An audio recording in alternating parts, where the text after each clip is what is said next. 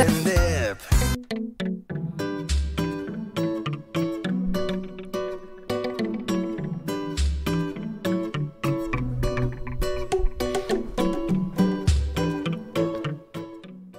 Саламатсыздар урматтуу радио угармандар жана биздин каналдын көрүүчүлөрү. Сиздер менен мен Гүлбарчын Амирова бирге болмокчумун. Биз бүгүн сиздер менен жарандардын шайлоо алдындагы медиа сабаттуулугу жөнүндө маек кылмакчыбыз. Жана бул үчүн биз конокко Политклиника медиасынын негиздөөчүсү жана башкы редактору Дилбар Алимованы чакырганбыз. Саламатсызбы? Кош келипсиз. Саламатсыздар. Дилбар, силер бир нече жылдан бери маалыматтарды текшерген факт-чекинг материалдарын жасап, калктын медиа сабаттуулугун арттыртуу боюнча бир катар иштерди жасап жүрөсүздөр да. Ошол медиа сабаттуулуктун ролу негизи эле кандай? Анын шайлоо учурундагы таасири барбы? Медиа сабаттуулуктун негизи ролу абдан чоң. Бул шайлоо учурунда гана эмес, жөнөкөй учурда дагы элдерди азыр элдерди маалыматты тандоого үйрөтөт да. Мисалы, биз тамакты тандап жейбиз да. Тамакты тандап жейбиз, музыканы тандап угабыз. Ошол сыяктуу эле маалыматты дагы тандап кабыл алышыбыз керек. Анткени азыр өтө мындай интернет деген социалдык тармактардын өнүккөн заманында маалымат дагы көп абдан. Анан ошол эле учурда мисалы тамакты көп жеп алсаң, ашказаның ооруган сыяктуу эле маалыматтардын да туура эмес маалыматтарды алып алсаң, ал адамдардын өзүнүн психикасын дагы бузушу мүмкүн. Ал ошондой эле коомдогу болуп аткан процесстерге дагы өзүнүн таасирин тийгизбей койбойт. Анткени мисалы үчүн калк маалыматты текшере билбесе, тандай билбесе, жалган маалыматтарга дагы ишенип алат. Ошол жалган маалыматтарга ишенип алып өзүнүн кийинки кадамдарына барышы мүмкүн да. Ошон үчүн бул абдан чоң таасирин тийгизет. Мисалы шайлоо учурунда дагы кандидаттардын сүйлөгөн сөздөрүндө кайсынысы чын, кайсынысы калп экенин, таратып аткан маалыматтар кандай экенин ажырата билиш керек да. Ошондо биз баягы жөн эле сүйлөй береби, оозу менен ороп эле же чындыгында ошондой бир алгылыктуу иштерди жасап жатабы, текшере алган деңгээлге жетебиз да, эгер биз медиа сабаттуу эл болсок.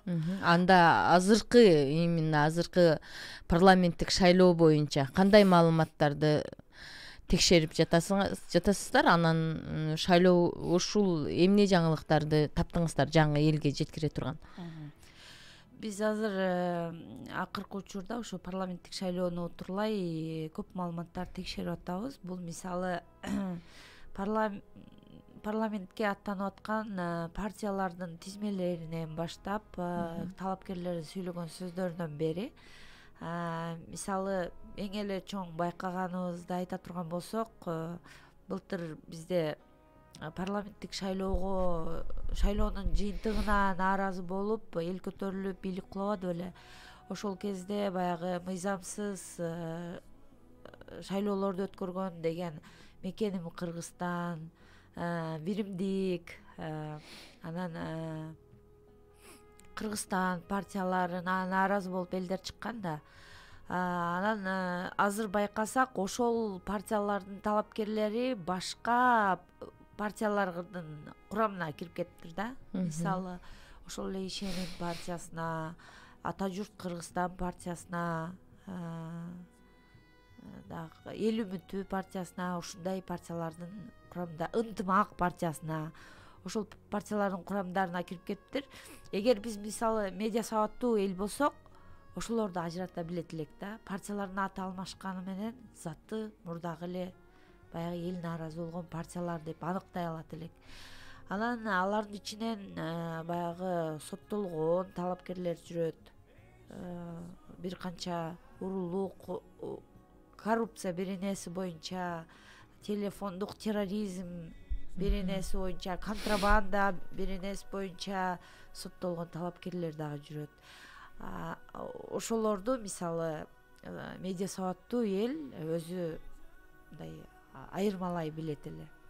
Туура маалымат алыш үчүн шайлоо учурунда саясатчылар, партиялар манипуляция жасаган учурлар болот да. Ошондой фактыларды аныктадыңыздарбы? Ооба, манипуляция негизи эле шайлоо учурунда андан сырткары ушу саясатчылар өздөрү дагы манипуляцияны көп колдонушат.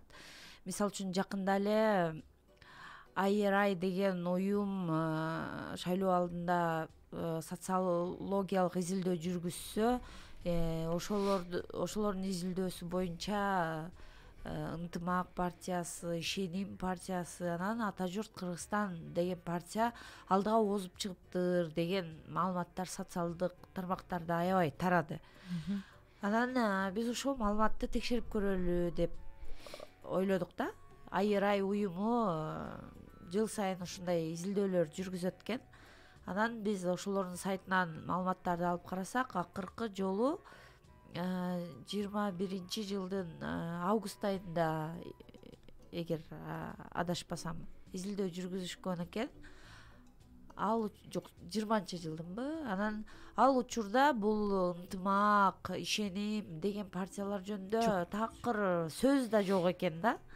Ал изилдөө боюнча Мекенчил партиясы, Ата журт партиясы, анан Ата Мекен партиялары алдыга чыккан экен. Ишеним, Ынтымак деген партиялардын али аты чыга элек кез экен. Анан биз бул маалыматты баягы бурмалап, элди манипуляциялап атат деген чечимге келдик да. Эгер жанагы эле айткандай медиа сабаттуу болсок, биз ошондой текшерип көрөбүз да, чын эле ушулар алдыга чыгып атабы. Бул ишти жашап жүрүштүбү, ушул эми. Бул баягы критикалык ой жүгүртүүгө алып келет да, медиа сабаттуулук. Бул партиялар кеч эле чыкса, эми эле шайлоого аттанып атса, анан кантип алдыга озуп чыгышы мүмкүн деп критикалык ой жүгүртүп, анан ошону текшерип көргөндө маалыматтын чын төгүнү аныкталат. Жетсе болот, рахмат. Сен жогоруда медиа сабаттуулуктун жогорулатыш керек деп айтып өттүң да, элдин медиа сабаттуулугуну кантип ушу көтөрөбүз, кантип элге медиа сабаттуу болгонго кандай десем багыт бере алабыз? Негизи бул багытта азыр иш алып барыш керек, анткени мурда бул көйгөй жок болчу, анткени баягы интернет, социалдык тармактар өнүгө элек кези болчу. Азыр эми бул проблема болгонун эми түшүнүп атышат да бардыгы. Көп өлкөлөр мектептен баштап медиа сабаттуулук боюнча сабактар киргизе баштады. Ошондой эле багытта Кыргызстанда дагы жүргүзүлүш керек. Азыр көбүнчө бул иштер мындай шаарларда, чоң шаарларда жүрүп калып атат, Бишкекте, Ошто жүрүп калып атат. Долбоорлор менен гана, Долбоорлор менен, эл аралык уюмдардын колдоосу менен гана жүрүп атат. Ошо чоң шаарларда эле жүрүп, региондорго жетпей калып атат да. Анан баягы октябрь окуяларынан кийин бардыгы түшүндү, бул региондорго дагы иштеш керек экенин, көпчүлүгү бул көйгөй болуп баратканын түшүнүп атышат да. Менимче буга мамлекет дагы кайдыгер карабаш керек. Мүмкүн болсо ошо мектептин отургучунан баштап медиа сабаттуулук боюнча иш алып барыш керек. Анан бизге, сиздерге окшогон медиалар бул багытта чоң иштерди жасаш керек. Бир үй-бүлөдө бир медиа сабаттуу жаран болсо дагы калгандарына багыт берип, түшүндүрүү иштерин жүргүзүп, ушинтип көп жылдар бою иштеш керек деген ойдомун. Мен да сиздин сөзүңүзгө кошулуп кетем. Чет мамлекеттерде бала бакчадан медиа сабаттуулукка үйрөтөт деген эмелер бар да, бул программага кирген деп. Бизде тилекке каршы бир гана ушу долбоорлор аркылуу гана бул иштер болуп жатат. Студенттерге, жаштарга, жарандарга гана окутулуп жатып келип атат да. Ушул сиздердин ишиңиздер поликлиниканын жумушу аябай эле оор жумуш деп байкаймын да мен. Бирөөнү аны фактылап, каралыгын, актыгын далилдеген бул өтө эле кыйын жумуш деп өзүмчө эле ошондой баалаймын. Ушул жумушта сиздерде кандай кыйынчылыктар болот? Биздин мамлекет тарабынан же бизнесмен тарабынан же эл тарабынан мындай түшүнбөөчүлүк иштер болуп турабы, кандай болот? Негизи эле көз карандысыз медиалардын иш алып баруусу Кыргызстанда оор эле. Анткени көз карандысыз болгондон кийин сен өзүң иш алып барышың керек. Бул сени эч ким колдобойт деген сөз. Ал маалыматың бирөөгө жагат, бирөөгө жакпайт. Анын үстүнө биздин поликлиника медиасы журналисттик иликтөөлөрдү көп жасайт. Журналисттик иликтөө жасалган жерде сөзсүз коррупция фактысын аныктайсың, мыйзамсыз иштерди аныктайсың. Ал жерде эч ким сени башыңан сылап маалымат бербейт. Бардыгы каршылык көрсөтөт. Ошондой маалымат алуу жагынан кыйынчылыктар болот. Анан ошол Кыргызстандын шартында көз карандысыз медиалар өзүн өзү каржылап иш алып барып кетиши дагы оор да, өзүнө жашап калышы деле оор. Жашап калышы деле оор. Анткени рекламалык рынок кичинекей. Ошондой кыйынчылыктар. Рахмат. Аягында кандай маалыматтарга ишенүү керек эл, биздин эл фейк маалыматтарды кантип аныктоо керек деген бир нече сунуштар менен бөлүшүп кетсеңиз.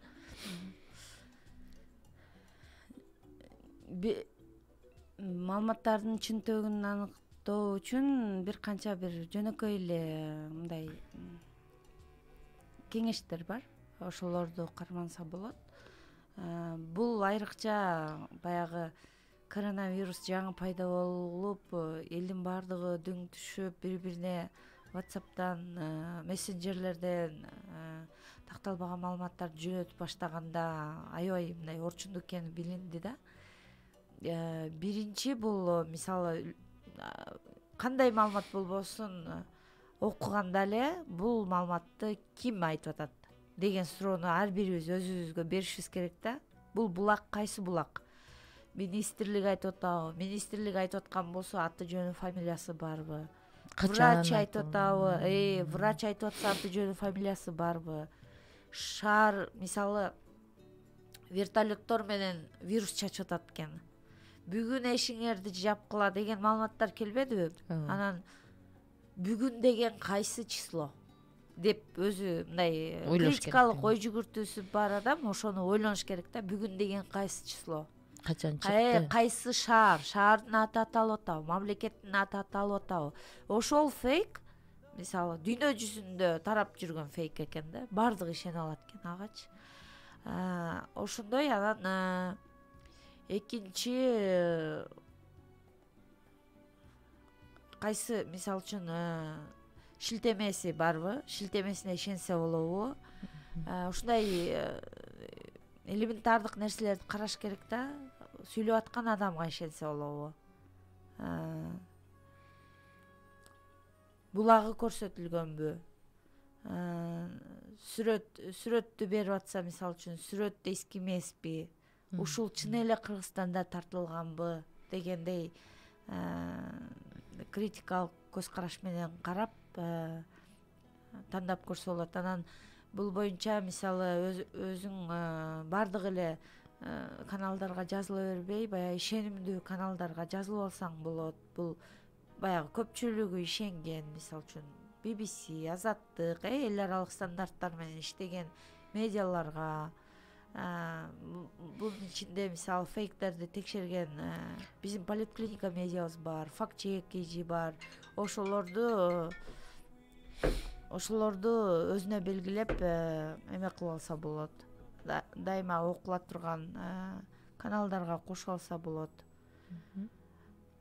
Рахмат. Анда эмесе аягында сизге сөз берип кетейин. Ушул биздин шайлоочуларга туура тандоо жүргүзүү үчүн кандай кеңешиңизди берип кетмексиз? Медиа сабаттуулугун жогорулатып дегендей, жана өзүңүз айткандай, кай жактан информация, маалыматты алганды? Мен кеңешим баягы өзүбүздүн балабыз, колдоп коелу тууганыбыз деген багытта эмес, баягы жүрөгү менен карап, мурда кайсы партияларда жүргөн, ошол партия эмне иш кылды, берген убадасын аткара алдыбы, жокпу деп карап, анан баягы көпүрө салып берет экен, жол оңдоп берет экен деген багытта эмес. Анткени депутаттардын функциясы ал жолду жасап бериш, көпүрө салып бериш эмес, алардыкы элдин жашоосун жакшырткан мыйзамдарды жазыш да. Ошого аябай көңүл буруш керек деп ойлойм да. Анан азыркы система боюнча, мисалы, партиядан сырткары талапкердин өзүнө да добуш берсе болот да. Ошол мүмкүнчүлүктү дагы пайдаланып, мисалы, бир партияда бардыгы жакшы талапкер болбойт. Ичинде жакшысы, жаманы болот. Ошол жакшысына өзү жүрөгү менен сезип добуш берсе деген ойдомун. Ошо биздин бала өзүбүздүн бала, тууганыбыз эле же акча берди эле дегендей эмес. Урнанын ичине киргенде баары бир Кыргызстандын келечегин ойлоп туруп добуш берсе деп ойлойт элем. Рахмат. Сизге чоң рахмат. Биз бүгүн жарандардын шайлоо алдындагы медиа сабаттуулугунун тууралуу маек кылдык. Бизде бүгүн конокто Баткендин кызы, республикабызда иштеген, Борбордо иштеп жаткан Политклиника медиасынын негиздөөчүсү жана башкы редактору Дилбар Алимова болуп өттү. Рахмат сизге, биздин эфирге кош келипсиз. Ушундай өзүңүздүн туулган жериңизге келгенде анча мынча өзүңүздүн билген билимиңиз менен, ой акылыңыз менен бөлүшүп кетип туруңуз. Биз сизге ар дайым кубанычта болобуз. Ошо, урматтуу радио угармандар, бүгүн аябай эле сонун, маек, пайдалуу кеңеш болду деп эсептейм. Сиздер менен мен Гүлбарчын Амирова болдум. Келерки эфирлерде саламдашканча саламыбыз түз болсун.